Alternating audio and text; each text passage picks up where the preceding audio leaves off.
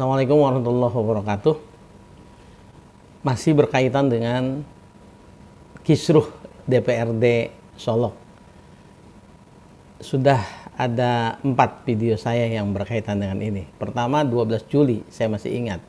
Ketika 11 Juli sebelumnya, Ketua DPRD melaporkan dugaan pencemaran nama baik.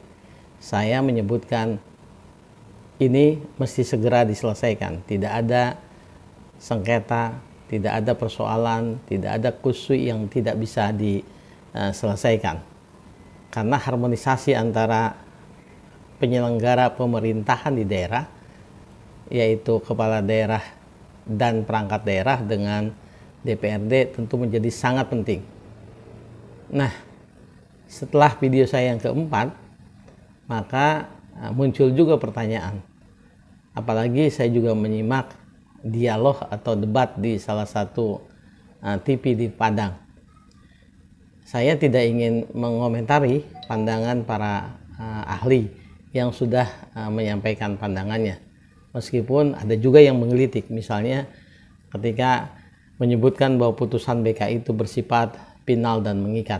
Saya harus mengatakan tidak, karena putusan BK itu harus juga dibawa ke paripurna, itu yang pertama. Dan yang kedua, di banyak kasus putusan BK itu justru disoal juga di pengadilan.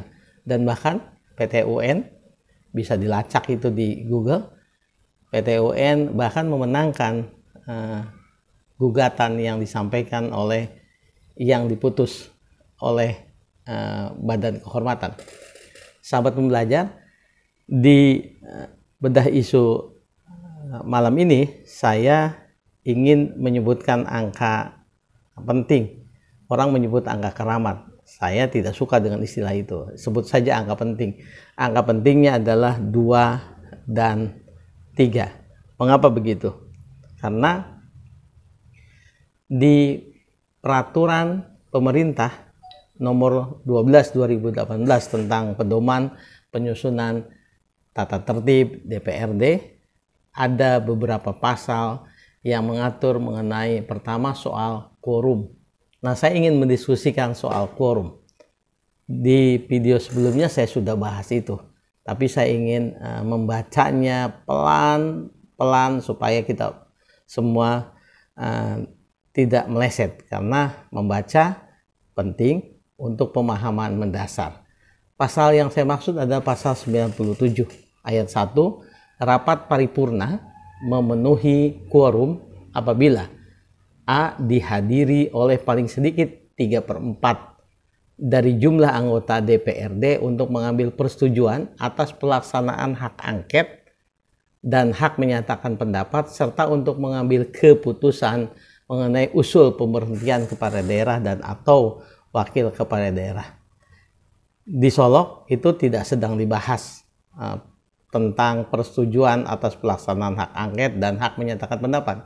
Bahkan tidak juga soal usul pemberhentian kepala daerah dan wakil kepala daerah. Ternyata bukan itu. Coba kita lihat pasal 97 ayat 1 huruf B-nya. Rapat paripurna memenuhi quorum apabila B. dihadiri oleh paling sedikit 2/3 dari jumlah anggota DPRD untuk memberhentikan pimpinan DPRD serta untuk menetapkan peraturan daerah dan APBD. Saya ingin mengulangi. Rapat paripurna memenuhi quorum apabila B. dihadiri paling sedikit 2/3 dari jumlah anggota DPRD untuk memberhentikan pimpinan DPRD serta untuk menetapkan perda dan APBD. Saya kemudian lihat 2/3 dari 35 orang jumlah anggota DPRD Kabupaten Solok, jumlahnya 23,3. 23,333. Tentu pembulatnya ke atas 24. Karena tidak mungkin ada jumlah 23,3 orang kan. Nah, kalau jumlah 23,3 atau 24 dibulatkan, maka kemudian pertanyaannya, apakah rapat-rapat paripurna yang diselenggarakan oleh DPRD Solok itu memenuhi quorum? ketika jumlahnya misalnya kurang dari 23? Itu pertanyaan. Kalau di mana kemudian itu ditentukan? Tentu saja di absensi, di presensi kehadiran. Kalau di presensi kehadiran jumlahnya 27 orang, tentu memenuhi quorum. Dan rapat paripurna itu menjadi quorum adanya. Ini baru quorum saja. Di mana kita bisa melacaknya? Tentu saja di bagian risalah persidangan, di sekretariat Dewan. Kita cek berapa orang yang menandatangani pada saat rapat paripurna. Lalu pertanyaannya, ketika rapat paripurna dilaksanakan, lalu kemudian diskorsing oleh pimpinan DPRD, oleh ketua DPRD. Lalu ketika setelah skor, itu kemudian dilanjutkan lagi. Nah, ketika dilanjutkan lagi, apakah quorum itu harus juga memenuhi 2/3? Pertanyaannya adalah, apakah rapat lanjutan itu masih memenuhi quorum atau tidak? Nah, harus muncul presensi yang kedua. Dan ini harus diatur juga di peraturan tata tertib. Bagaimana kalau ketika hadir di jeda pertama itu lebih dari 2/3 atau cukup 2/3, lalu kemudian ketika paripurna berikutnya dihadiri kurang dari 2/3. Apakah memenuhi quorum atau tidak? Peraturan tata tertib harus mengaturnya, dan saya yakin diatur juga bahwa 2/3 itu harus juga pada saat paruh yang kedua dilaksanakan atau paruh ketiga.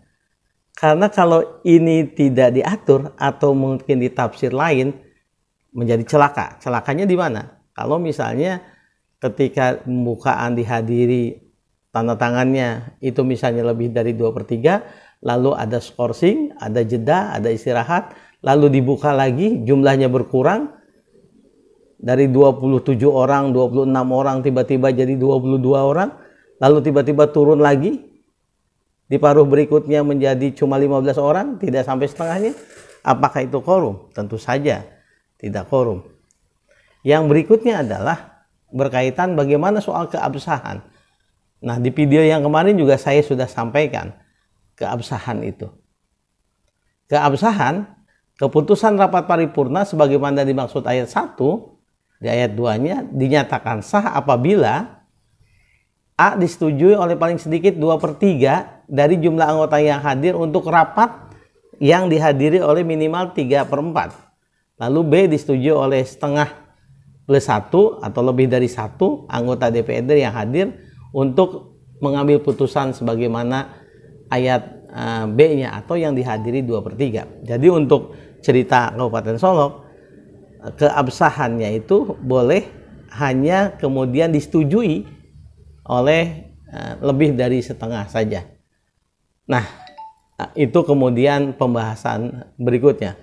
Jadi sahabat pembelajar, alangkah eloknya kalau kita berpendapat, sebaiknya juga kita mengetahui bagaimana kondisi kehadiran presensi pada saat rapat paripurna di Kabupaten Solok yang ricuh itu dilaksanakan. Apakah dihadiri oleh minimal 24 orang anggota DPRD? Kemudian apakah pada saat pengambilan keputusan dihadiri lebih dari setengahnya setelah quorum 2/3 itu minimal atau tidak? Kalau itu iya, maka jawabannya paripurna kemarin itu memenuhi quorum dan sah begitu. Tetapi kalau tidak, kalau kurang, tentu tidak memenuhi ini. Nah, lalu berikutnya, ketika misalnya proses yang disebut agak tersembunyi itu, tiba-tiba ketua DPRD dinyatakan sudah berhenti oleh Badan Kehormatan. Bisakah kemudian keputusan Badan Kehormatan itu lalu kemudian di-challenge ke pengadilan? Jawabannya bisa.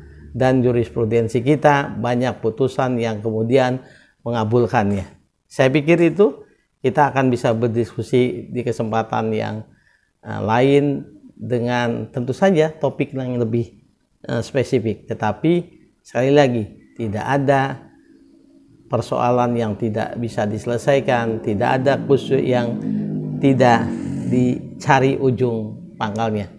Mudah-mudahan kearifan lokal ini bisa segera membuat kekisruhan persoalan di Kabupaten Solok segera mereda. Sampai ketemu di kesempatan berikutnya. Assalamualaikum warahmatullahi wabarakatuh.